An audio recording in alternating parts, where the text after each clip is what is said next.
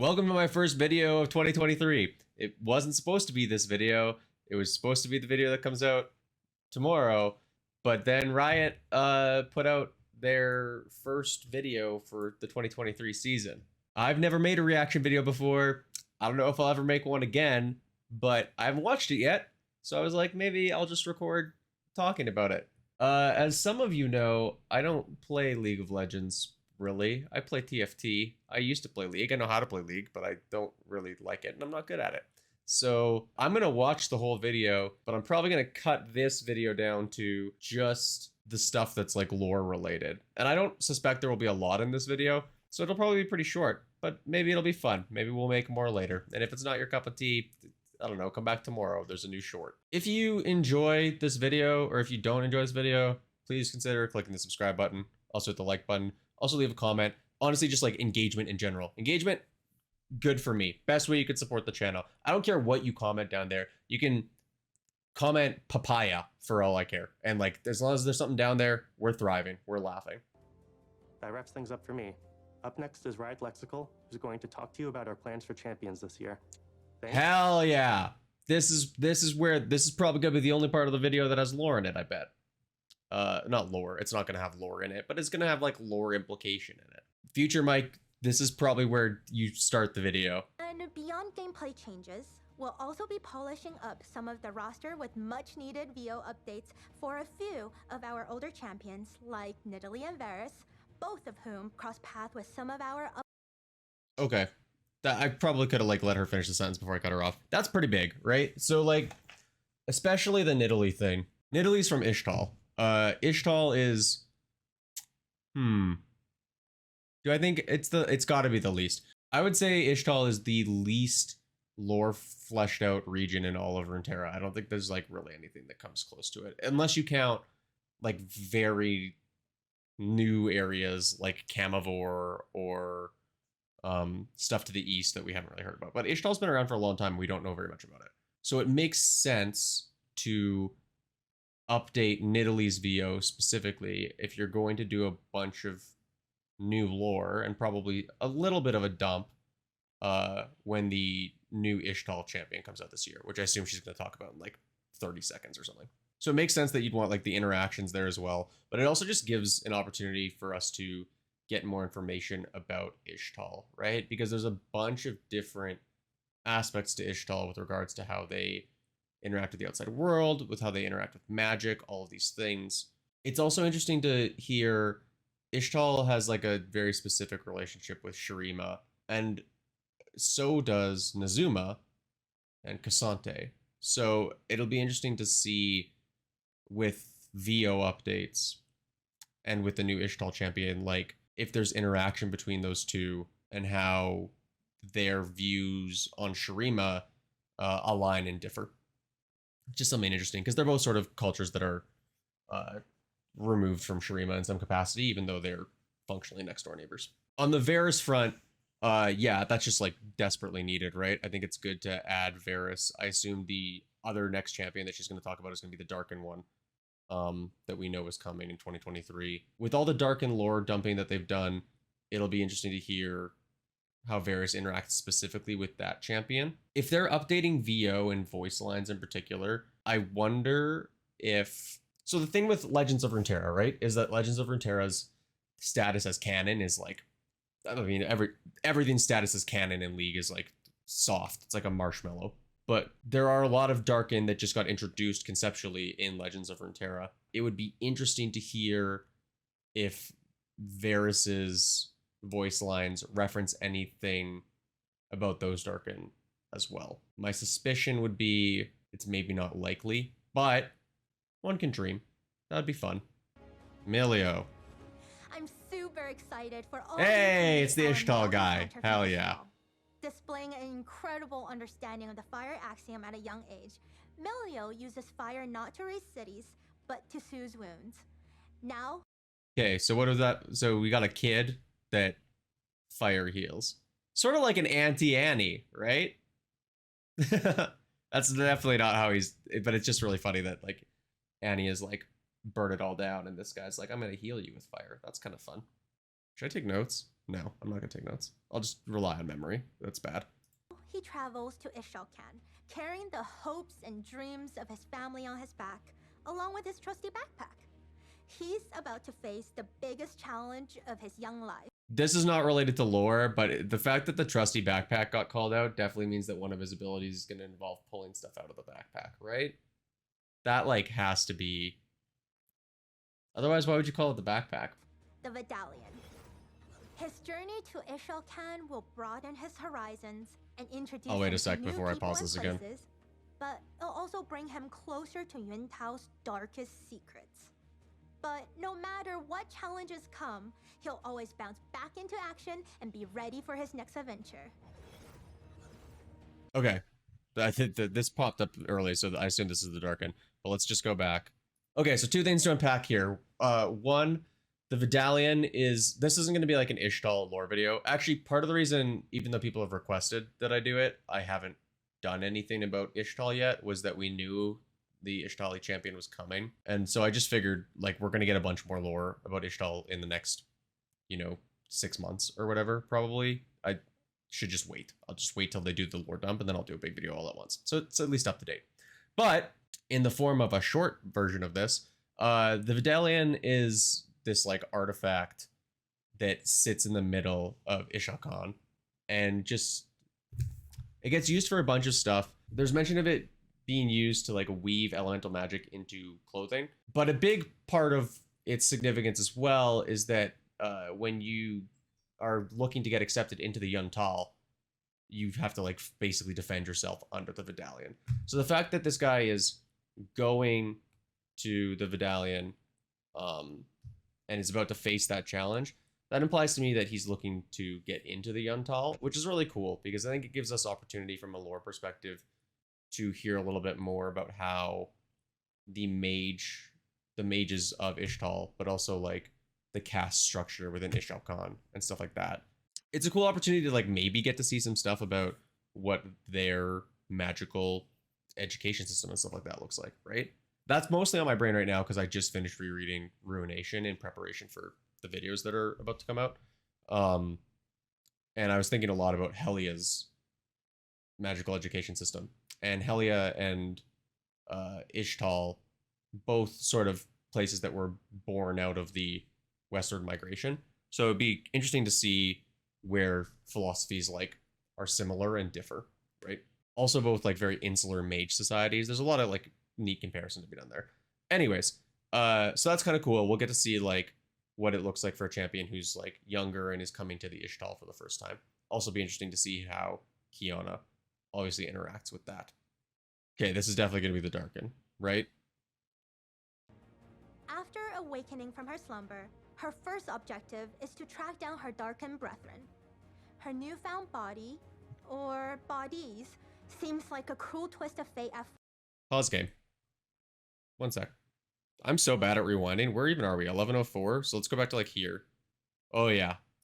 Okay. made for those of us who want to focus on the hunt. After awakening from her slumber, her first objective is to track down her darkin brethren.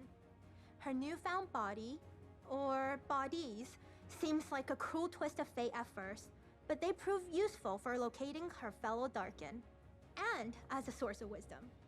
After all, it's always better to hunt in a pack. Okay. That's pretty cool, right? As a conceptual dark. Okay, so, like, number one, again, don't play League of Legends, but it is funny to I can't even remember the name of there's a Dota champion that's super micro heavy because you're, like, microing 3 of them. Meepo, is that his name? Somebody's gonna get mad at me in the comments for not knowing the name of him. That could be fun in League, I guess. Lost Vikings in Heroes of the Storm also. That's cool.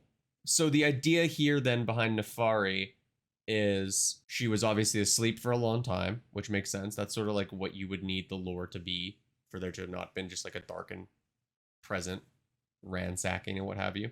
But also that she awakens with multiple bodies, and it sounds like I paused this on an unfortunate frame, I'm sorry.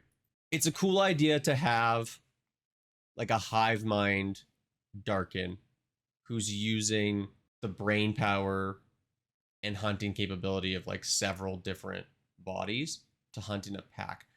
the wording pack is used very specifically here. So I wonder if it's a more bestial form of Darkin than we've seen in League. Traditionally, the League champion Darkin have like fairly humanoid forms, right? They get a little less humanoid when you get into like Runeterra, Legends of Runeterra, and there's like a Ballista as one or something like that, right? But it'd be cool to have like a little bit more of an animalistic one, a little more like, I don't want to make the comparison to Rek'Sai because it's not the same. Pure speculation is it'd be sort of interesting. So Rek'Sai is a void creature who is a little more animalistic, has a pack, right? Like she's not specifically, she's the leader of the pack. She's not like a pack animal. Or she's not like a collection of them, rather. Right? But with the Darkin being born sort of out of the trauma of the Void War, it'd be really interesting to see like if there's anything there with how Naafiri might reconcile living a more packish lifestyle if she's seen Rek'Sai or her kin before, right? That's like really reachy speculation though. Just, you know, that's what the point of the reaction video is. I'm musing. You're getting the live version of me musing, which I normally just keep to myself. I have some bad news though. Unfortunately, Naafiri is the only champion this year without a shirt. We know how much you all love abs, so don't worry. We'll be looking for more opportunities next year. Weirdly, that does make me very, very convinced that she's a more bestial, like, interpretation. Also, just worth noting as like a complete aside, I think at some point, maybe I'm making this up, I thought at some point people speculated that the next Darkin champion might be Valiva, who is Varus's sister, or at least is believed to be Varus's sister. But this like confirms that that's not the case, right? Unless they, I mean, Valiva's just believed to be Varus' sister, right? So there is like maybe a world where Naafiri, okay, what if Valiva isn't Varus' sister? And the reason Varus' voice lines are getting updated is that Naafiri is actually Varus' sister, but obviously she's like gone through some shit if she's in bestial pack form.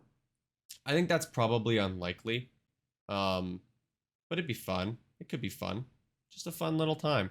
Either way, super cool to get more in League Darkin lore because we got a lot of Darkin lore out of Legends of Runeterra, but again, canon status, like I said, hard. And two,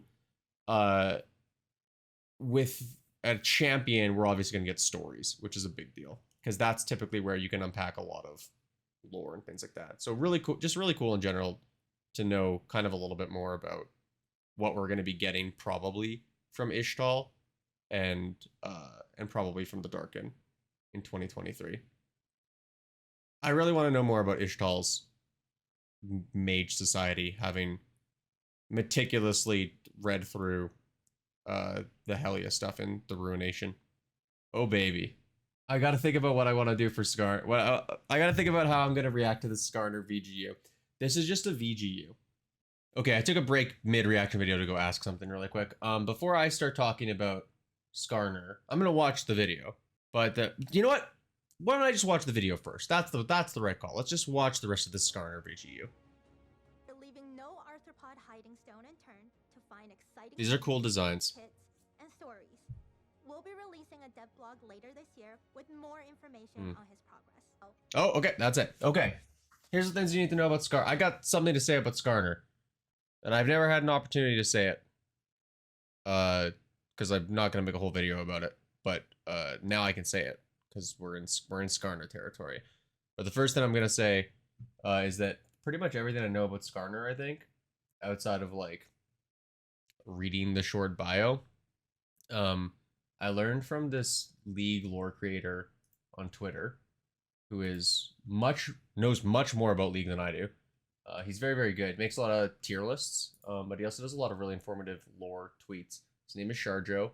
I'm going to put his Twitter in the thingy, and then I'll also put the like link to the Skarner thread that I'm thinking of, as long as I can find it, down in the thingy too. You should follow him. He's really, really good.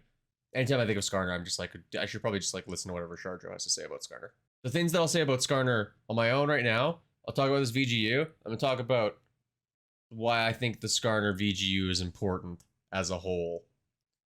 So starting with this VGU, all these designs are pretty sweet, to be honest. Like, these are all cool. This round one's a little, like, maybe cute and cuddly for my interests. And these back three are all really... They're almost Hex Tech-y, right? So if you haven't, like, watched my Hex Tech videos or read Hex Tech lore or don't know much about Skarner, Skarner is from a race known as the Brackern, who are the original sources of the power for Hex Tech, the Hex Crystals. There are synthetic Hex Crystals now, but, like, Skarner's race is basically what powers Hex Tech at its core, and the cores that come from them are much more powerful. So they're basically, like, extinct. And Skarner sort of trying to save his race from extinction. In terms of where they come from, like, they're all from Shurima. These three designs feel very Shuriman Desert to me. I can't really place why. I think some of them, to some extent, feel like they feel more evocative of kind of what Rek'Sai is almost like, in a weird way. So I'd be kind of interested to see some of these colored in. Like the... I don't even know how you number these. These ones are cool too. The standing up one is kind of neat in its own right. 1, 2, 3, 4. So like the 5, 6, 7 line, I think on a initial gut basis are the ones that I probably look at and go like, makes sense that these would be from Shurima. These look like Shuriman entities. These are a little too sci-fi for me, but I haven't really given it much time to think about it. Here's the thing about Skarner's VGU. Skarner and the Brackern exist in a weird... This is not going to be really related to the VGU. You just have to come with me on a ramble journey for a sec. Skarner and the Brackern exist in this weird space where, like, they are the source of Hex Tech, and Hex Tech is a core component of Arcane, at least in Season 1. As has been mentioned before, Arcane is not canon to the regular Runeterra universe. It is its own story. I still maintain that Arcane will become much closer to canon, if not canon, before the MMO comes out, because just like purely wearing my marketing hat, it doesn't make sense to launch a product that needs the level of success that an MMO needs and not have your blockbuster smash success TV series have that story be like applicable to the game that you're trying to launch. So just from like a marketing perspective, it feels like it makes sense to make Arcane canon. Piltover and Zaun have different origins in Arcane slightly than they do in the regular canon universe. Like, some of it is thematically the same, but I was going to make a video on that and forgot. Whatever. The origin of Hex Tech is a big one because Jace functionally, like, invents Hex Tech. But the origin of the Hex Crystals isn't really, like, touched on in Arcane. He sort of just gets them from a mage. So there's still room for those to have been sourced from the Brackern in the Arcane universe. And on top of that, if we think about Udyr's VGU from 2022, it didn't like change Udyr's lore per se, but there were subtle shifts, right? Like it changed the stances that he goes into in game to better reflect the lore behind like the 4 spirit gods in the Freljord that he would be stancing. So with that in mind, I think that there's a potential that like the Skarner VGU also brings some, not retcons, because I don't think retcons is the right word, but some like subtle tweaks to how the Brackern and that lore presents itself so that it can like wiggle its way into the Arcane universe in a meaningful way. And they can kind of like mesh those. There's still a lot of other work that they have to do to like actually make Arcane fit the canon, because there are entire character backstories that just don't make sense. Or not that they don't make sense, but they're not the same. But I could see a world where this starts to massage that stuff in the general direction. Pure speculation, very, very out of left field, very, very long shot, but that's where my head is at. And I really hope that's what they do with Skarner's lore, because the Brackern and how they fit into Hex Tech and the functional genocide of their race and stuff like that, that's all like really interesting story, and I would hate for them to just outright can it, but I do understand that there probably needs to be some massaging to make it fit what the future of canon Runeterra might look like. TLDR, hopefully they do something cool with Skarner's visual update. Some of these designs look really sweet. Hopefully they keep all the cool stuff about his lore as we start to move to a world where Arcane becomes canon. I still think that'll happen. Other people don't have to agree. Not my circus. And follow Shardro on Twitter, because he knows like a shitload about lore. You should just be following him anyways. Okay, let's go on. And an artistic mid laner. Okay, I actually saw these two. I saw a post about these two on Twitter before I got into the video myself. So this guy, this jungler, this is a Noxian jungler, it sounds like. A lot of speculation that this will be a vampire character. Vlad is in Noxus. It makes sense. The architecture here is very Noxian. It'll just be cool to get more vampire lore in the Runeterra universe, to be honest. We have such little of it. We also know that Vlad is from Camivore, and we have just talked a bunch about Camivore because of the Ruination book. So maybe there's a potential where, like, some of the vampirical stuff ties back to when Vlad's homeland was originally attacked by the Darkin that attacked it, that led to Vlad's whole thing. That seems like a long shot too, but it would be interesting. It'll just be nice to see more vampire stuff. Who are looming in the distance. This artistic mid laner is from Ionia. This obviously looks very Ionian in general on this, so that makes a ton of sense. Knowing absolutely nothing about it, maybe there's more information out there already that's like come out since I started recording this, or just that people smarter than me know. I would assume we're getting some sort of Placidium educated mid laner in terms of artistic, like, knowledgeable person. That's a pure gut check. But with knowing nothing else, that would be my bet. That's it. All right. Summary, right? We're getting another video tomorrow, so maybe I record another one of these. I know the consensus around, like, the League community in general right now is that 2022 was pretty light for lore. It didn't feel that way for me because I was starting to get into it and making these shorts and doing all these things, so I still have a lot to go through. But I know that, like, in terms of story and what we got, people felt like it was a little light. I don't think this looks too different from a lore perspective in terms of, like, what we got last year versus what we get now. But I do think there's cool stuff to unpack here, right? Like, I think getting more ixtal stuff is really neat. One of the things that I've been really mulling over in my head recently is breaking down how magic works in Runeterra. All the different sorts of magic and how it, like, interacts with the world and all of those kinds of things. Because there's so many interesting things to talk about there. And reading the Ruination for a second time really, like, made me think about some of that stuff more. Ixtal's a great nation to get more information about that, right? Because they're so insular, they're very magic heavy, and they use a lot of elemental magic, which is very specific as well. So really excited to see more of that stuff. I think the Milio stuff will be super cool. The Naafiri stuff, obviously exciting to get more darkin. Really, for me, I want to see how much of what they talk about in Legends of Runeterra darkin-wise ends up getting wrapped into the proper canon. I suspect I won't actually get that much of it, but there's some wins there.